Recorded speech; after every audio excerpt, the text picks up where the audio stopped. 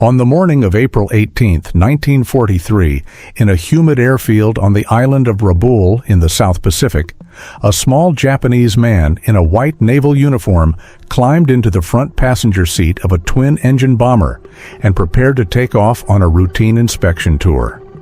He was 59 years old. He was the most famous military officer in the Empire of Japan. He had planned the attack on Pearl Harbor 16 months earlier, and 600 miles to the south, in a steel-roofed Quonset hut on the island of Guadalcanal, 18 American fighter pilots were warming up the engines of their P-38 Lightnings and reading, one final time, a sealed envelope that contained the exact route, altitude, and timing of his flight. His name was Isoroku Yamamoto. By the end of that morning, he would be dead in a Bougainville jungle, his body slumped forward in the wreckage of his aircraft, his ceremonial sword still gripped in his right hand. This is the story of how the United States Navy, using a broken Japanese code and a single hour of opportunity, hunted down and killed the man who had brought America into the Second World War. This is the last flight of Admiral Isoroku Yamamoto. To understand the man we hunted, you have to understand who Isoroku Yamamoto was before December 7, 1941. He was, in many ways, the most American Japanese officer in the Imperial Navy. He had studied at Harvard University in the 1920s. He had served as a naval attaché in Washington, D.C. in the late 1920s and early 1930s. He had traveled across the United States by train. He had visited the oil fields of Texas. He had watched Detroit automobile factories with his own eyes. He had played poker with American officers.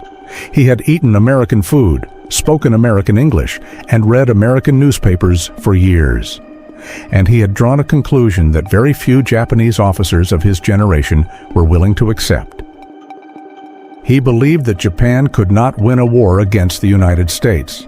He said it openly. He said it to his superiors. He said it to the Japanese cabinet in 1940, when the country was considering an alliance with Nazi Germany. He told them, in words that have since become famous, "If I am told to fight, regardless of the consequences, I shall run wild for the first 6 months, but I have utterly no confidence for the second or third year." He was right, to the day. He was also a professional officer in the service of an empire that had decided against his advice to go to war anyway. And when the decision came, he did what professional officers do. He stopped arguing. He started planning. The plan he produced was the most audacious naval operation in modern history. 6 aircraft carriers, 353 aircraft, a 4,000-mile voyage across the Pacific in radio silence. A surprise attack on the American naval base at Pearl Harbor on a Sunday morning in December. It worked. 8 American battleships were sunk or crippled. 2,400 Americans were killed. The United States Pacific Fleet was, for a few weeks, essentially destroyed. And the moment it was over, Yamamoto reportedly turned to a staff officer on the bridge of his flagship and said in a quiet voice that the officer would remember for the rest of his life, "I fear we have awakened a sleeping giant and filled him with a terrible resolve." He was right about that, too. For the next 16 months, Yamamoto commanded the combined fleet of the Imperial Japanese Navy. He ran wild, exactly as he had predicted. The Philippines fell, Singapore fell, Wake Island, Guam, the Dutch East Indies. Japanese aircraft sank the British battleships Prince of Wales and Repulse. Japanese submarines roamed the western coast of the United States. Japanese troops landed in the Aleutian Islands of Alaska. Then, 6 months in, came Midway. In June of 1942, 4 of Yamamoto's carriers, the very heart of the Japanese naval striking force, were sunk in a single day by American dive bombers. After Midway, the Japanese Empire was, slowly and inexorably, on the defensive. By April of 1943, Yamamoto was a tired man. He was thin, his hair was gray. He had not slept well in months. He had lost weight that his small frame could not afford to lose. And he had begun, in private letters to his geisha mistress in Tokyo and to his old friends in the Navy, to write about his own death. He believed it was coming. He did not know when. He did not know how. But he believed by the spring of 1943 that he would not survive the war. He was correct. On April 13, 1943, a Japanese naval radio operator on the island of Bougainville sent a routine encrypted message to the major Japanese bases in the South Pacific. The message announced that Admiral Yamamoto would be making an inspection tour of forward Japanese bases on April 18th. It gave the exact itinerary, the departure time, the aircraft, the escort, the arrival points, everything. The message was encoded in the Japanese naval cipher known as JN-25. The Americans had been reading JN-25 for over a year. In a windowless basement at Pearl Harbor, in a unit called Station Hypo, a team of American codebreakers under a quiet officer named Joseph Rochefort had been intercepting and decoding Japanese naval traffic since before Midway. It was the same team, the same codebreakers, that had given Admiral Nimitz the warning that had allowed the American carriers to ambush the Japanese at Midway in June of 1942.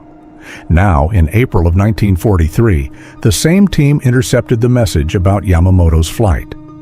By the morning of April 14th, the decoded text was on the desk of Admiral Chester Nimitz, the commander of the United States Pacific Fleet. Nimitz read it twice. He understood immediately what he was holding. He picked up the telephone. He called Washington. The decision that followed was made at the highest levels of the American government. President Franklin Roosevelt was personally informed. Secretary of the Navy Frank Knox was informed. Admiral Ernest King, the Chief of Naval Operations, was informed. The question they faced was unprecedented. Should the United States deliberately target and kill the commander of the enemy navy? There were moral objections. There were practical objections. If the Americans shot down Yamamoto's plane, the Japanese might realize that their codes had been broken. The entire intelligence advantage that had won Midway might be lost. The price of one dead admiral might be the lives of thousands of American sailors in battles still to come. On the other hand, there was Yamamoto himself, the man who had planned Pearl Harbor, the strategist who had nearly broken the American Navy, the mind, the will, the discipline, the genius of the entire Japanese war effort at sea. To kill him might shatter Japanese morale. It might shorten the war. It might save American lives. Roosevelt, by all reliable accounts, gave the order with 2 words: get Yamamoto. The mission was given to the United States Army Air Force's 339th Fighter Squadron based on the island of Guadalcanal. The aircraft assigned was the Lockheed P-38 Lightning, the only American fighter in the Pacific Theater with enough range to fly 600 miles from Guadalcanal to the southern tip of Bougainville and back. 18 pilots were selected.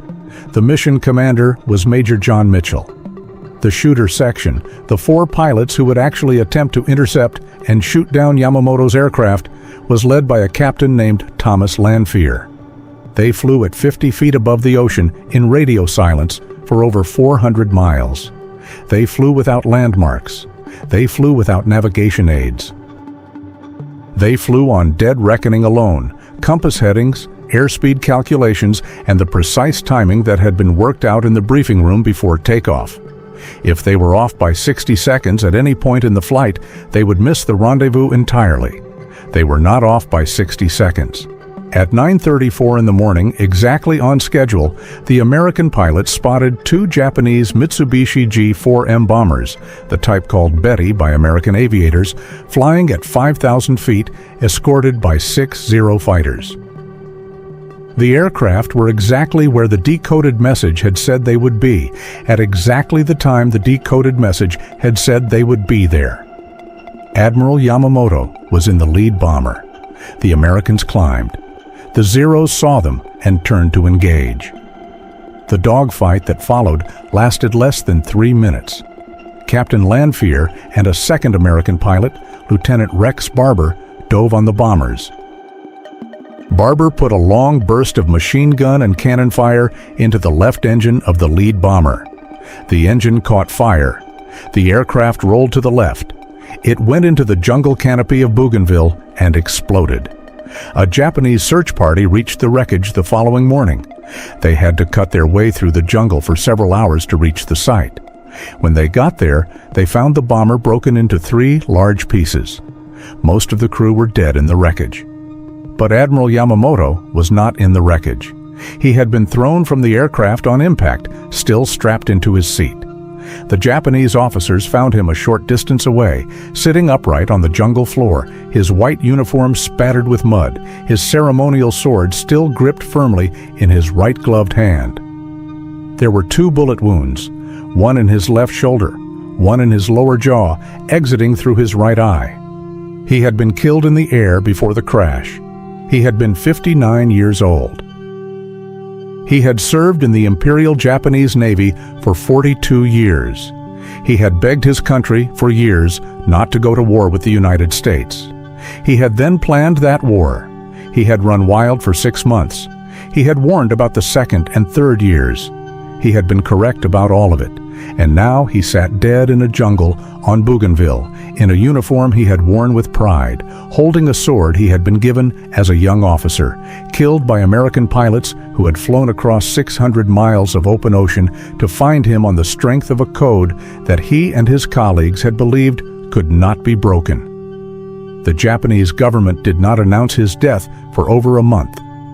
When the announcement finally came, it was the greatest national mourning event in the history of the Japanese Empire. Tens of thousands of citizens lined the streets of Tokyo.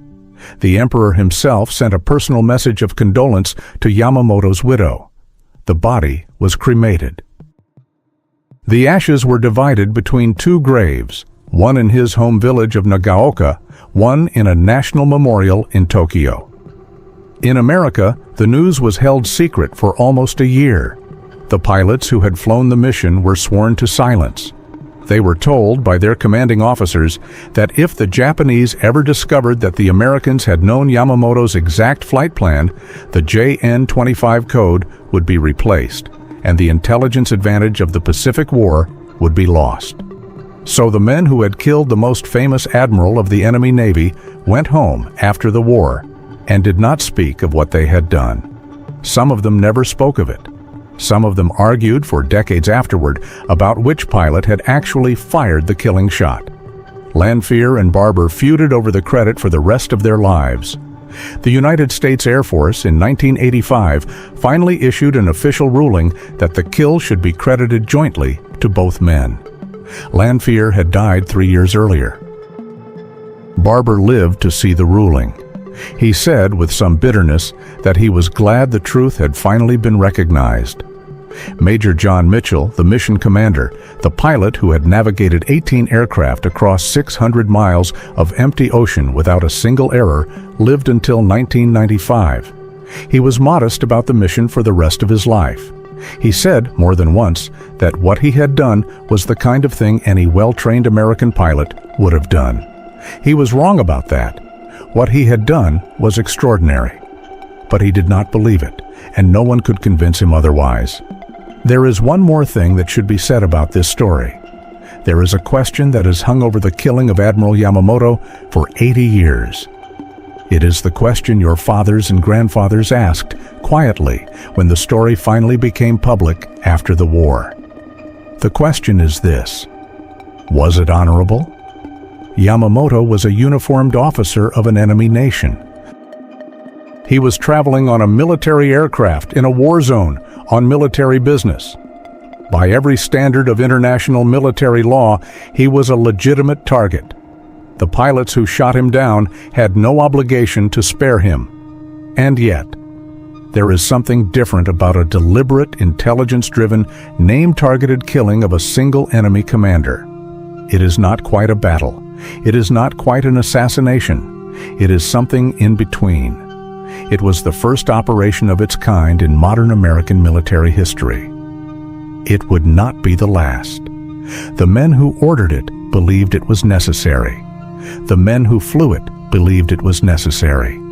The historians who study it have, by and large, concluded that it was necessary, and that it probably did shorten the Pacific War by some measurable amount.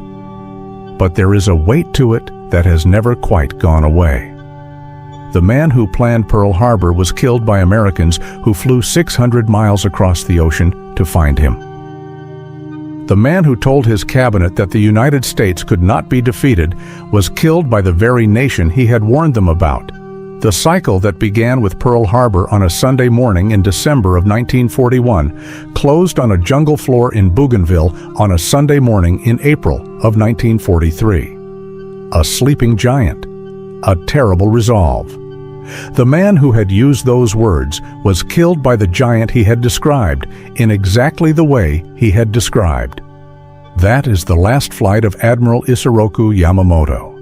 April 18, 1943. The decoded message. The 18P-38s. The minute they intercepted his plane. The 2 bullets that found him. The sword still in his hand when the search party arrived the next morning. A man who saw the future. A man who tried to prevent it. A man who, when he could not prevent it, served the country that had ignored him. And a man who died, in the end, exactly the way he had predicted he would.